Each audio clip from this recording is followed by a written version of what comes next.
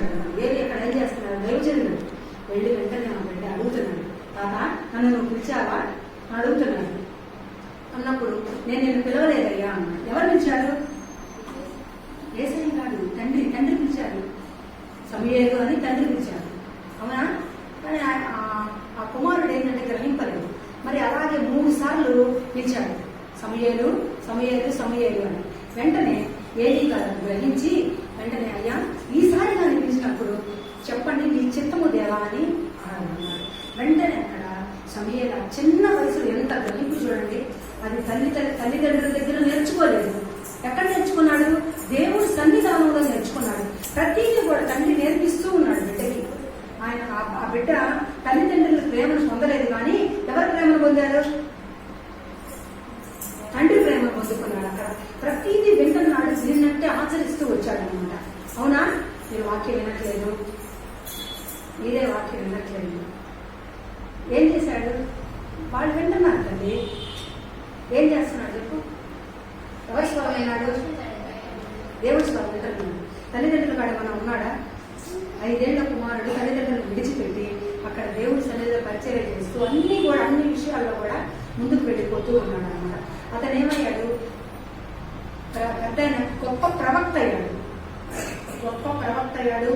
ఎవరికైనా అభిషేకం ఇవ్వడానికి కానీ, ప్రతిదీ ప్రవచన వ్యక్తి మాట్లాడేవాడు.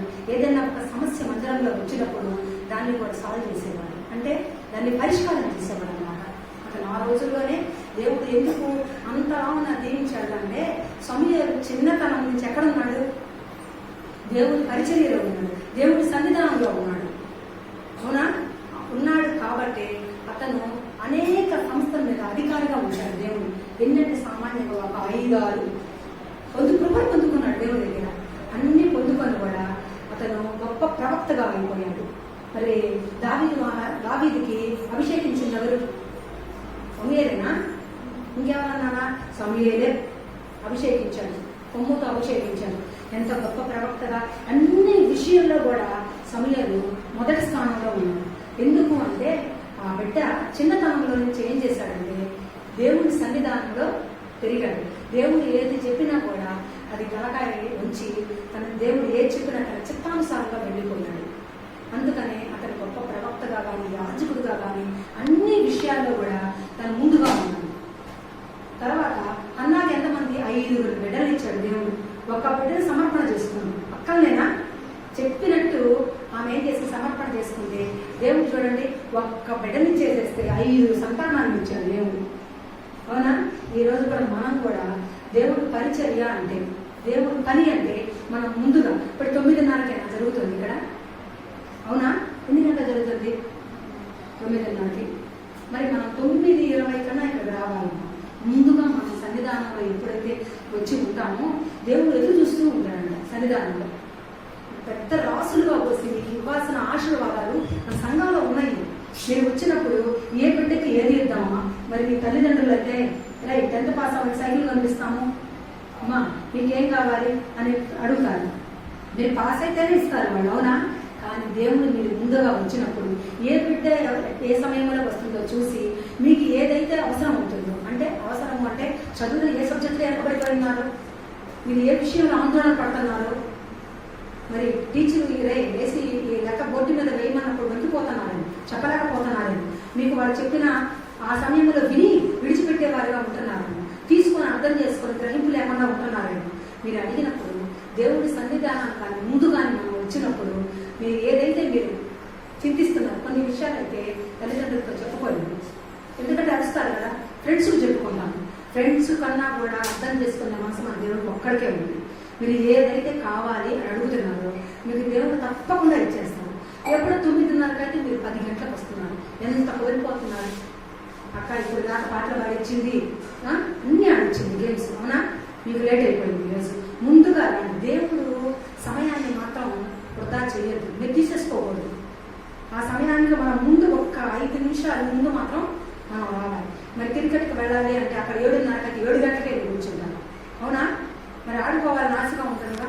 అలాగే దేవుడి సన్నిధానంలో కూడా ఒక్క 10 నిమిషాల ముందు రావాలి. ఏం చెప్తున్నారు, ఎట్లా పాట పాడుతున్నారు, ఎట్లా యాక్షన్ చేస్తున్నారు అని ప్రతిదీ కూడా మనము చూడాలి. చూసి విని గ్రహింపుతో మనం నేర్చుకోవాలి. ఒకవేళ ఒక సమయాన మీ టీచర్ గారికి బాగోదు, మీరు లేచి పాట పాడాలి, అది నేర్చుకోవాలి. అవునా? ప్రతిదీ ముందుండాలి. అర్థమవుతుందా? మరి లేటుగా వచ్చారు పిల్లలు, రాకూడదు. వచ్చేవాళ్ళని కరెక్ట్గా వస్తారా? మరి ఈ సమయాన్ని మీరు కరెక్ట్గా దేవుడి సమయాన్ని కానీ మీరు పాటిస్తే మీరు ఎక్కడికైనా ఈరోజు క్రికెట్కి వెళ్ళాలనుకున్నారు కదా, ఆ రోజు ఇంకో తరుణాన్ని వెళ్తారు. మరి మీకు అది ఆ ఆటలో కూడా విజయాన్ని ఇస్తాడు దేవుడు. ముందు ఈ పని చేయండి ఏమంటున్నాడు? ముందు నా పని చేయమంటున్నాడు దేవుడు.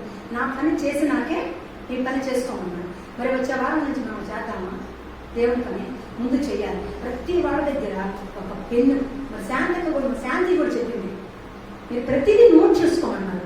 మరి ఈ రోజున ఏం చెప్పారు అన్నప్పుడు మీరు మోషే గురించి ఒకసారి పిల్లలు బాగా వింటున్నారు. ఒకళ్ళైతేనేమో మోషే గురించి అని చెప్పారు, బాయ్స్ చెప్పారు. మరి ఆడవాళ్ళలోకి వచ్చి పిల్లలు మరి బండను వెంటనే గుర్తు చేసింది వాక్యం వాళ్ళని. అలా కాకూడదు. ఒకళ్ళు చెప్తే తెలుసుకునే స్టేజీలో మనం ఉండకూడదు. ఎప్పుడు పెన్ను, ఒక పేపర్, అవి పుస్తకం పెట్టుకోండి. ఒక పుస్తకం ప్రతిదీ ఇదిగో ఇదైనా శాంతి అక్క ఇప్పుడు ఈ వాక్యం చెప్పారు, దేవారం 8 గంటల సమయం అని చెప్పినప్పుడు దేవుడు అంటున్నాడు కదా, బిడ్డలు నడవలసిన త్రోవలో నడిచినప్పుడు పెద్దయినా కూడా త్రోవ తప్పుకోవాలంట. 7 మాటలు పడిపోయినా కూడా దిక్కుమని లభిస్తారు. ఎందుకంటే దేవుడు వాక్యం ఎప్పుడు కూడా వాళ్ళ హృదయంలో ఉంటుంది. అందుకని దేవుడు ఎక్కడక్కడ మిమ్మల్ని కోల్పోయినప్పుడు. సరేనా? వచ్చే వారం నుంచి మీరేం తీసుకురావాలి? నేను చూస్తాను. పెన్ను, బుక్కు తేవాలి. ప్రతి వాడు వాక్యం చెప్పాలి. ఒకవేళ అందిన వాక్యం మీరు సొగమే నేర్చుకున్నారనుకో, ఆ సొగం చెప్పండి. ఆ సొగం మేము ఎవరో మనం చెప్తాము. అలా మీరు చెప్పగా మీరే నుంచొని వాక్యం చెప్పగలుగుతారు. సరే, వచ్చే వారం చేస్తారా? మీరు ఈలో చూసారు ఎంతమంది అయితే వాక్యం బాగా చెప్పారు. వచ్చే వారం గిఫ్ట్లు ఎత్తుకొస్తాను. బాయ్స్ కూడా చెప్పారు, రే నువ్వు కూడా చెప్పాలి. అర్థమైందా? సమయాలు ఏం చేశారు? చిన్న ఎన్ని ఏళ్ళకి వాళ్ళ అమ్మ విడిచిపెట్టి వేసినది? 5 సంవత్సరాలు. ఆయన ఎక్కడ పడుతున్నారు? సమయాలు కలిపెట్టే పడుతున్నారు. దేవుని పిలిచాడా? ఎన్ని మాటలు పిలిచారు? దేవుని పిలిచారు. విన్నాడా దేవుడు? ఆ స్వరమును ఎవరు విన్నారు? సమయాలు విన్నారు. అవునా? విని ఏం చేశారు? దేవుడికి లోపడ్డాడు. లోపడబట్టి ఎన్నో ఆశీర్వాదాలు పొందుకున్నాడు. అవునా? మనం ఈ రోజు కూడా దేవుడు మాటలు కానీ దేవుడు పనిని మాత్రం నిర్లక్ష్యం చేయనే ఉంది. ఎందుకంటే రాబోయే దినాలలో మీరు బాగా బాధపడాలి. సరేనా? అది చిన్నతనం నుంచే మీరు ఆ వాక్యం అనేది మీ హృదయంలో నాటబడాలి. సరేనా? వచ్చే వారం నుంచి 9:15 వచ్చేయాలి. నేను చూస్తా. నేను 9 గంటలకే వస్తాను. వచ్చే వారం ఈ కొద్దిగా లేట్ అయింది. 9 గంటలకల్లా నేను ఇక్కడ ఉంటాను. శాంతకు వచ్చినా వస్తాను. 9 గంటలకు వస్తాను. ఎవరు పుస్తకాలు చేస్తారు, ఎవరు ఉన్నారు అనేది చూస్తాను. సరేనా? ఈ వాక్యం కూడా అడుగుతాను, ఎంతమంది చెప్తారు? సరే, ప్రార్థన చేసుకున్నావా? మా కంఠస్థ వాక్యాలు చెప్తారా? దమ్మదా చెప్పండి. దమ్మదా బాగా చెప్తారు. మీరు రండి అమ్మ, గుర్తున్నదో రండి. వాక్యాన్ని చూడండి. అసలు నేర్చుకోదా? నువ్వు చెప్తావా?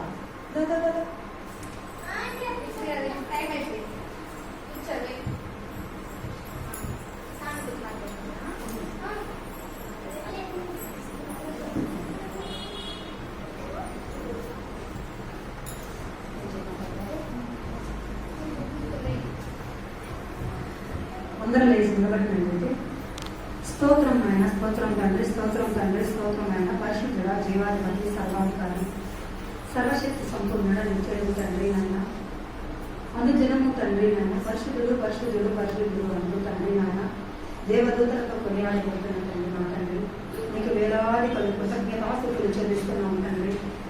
అయ్యా, ఎండని మీ కంట్రోల్లో తీసుకోండి ప్రభావ. ఏ బిడ్డ కూడా ప్రభావ తండ్రి, అయ్యా తండ్రి సమస్యలు పోకుండా ప్రభావ మీరు ఒక తండ్రి నాయన రెక్కల చట్టం దాచి ఉంచమని అడుగుతున్నాం తండ్రి.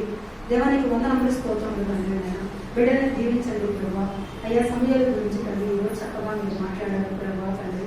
ప్రతి బిడ్డ అర్థం చేసుకుని ప్రభావ సమయాలు వల్లే ప్రభావ.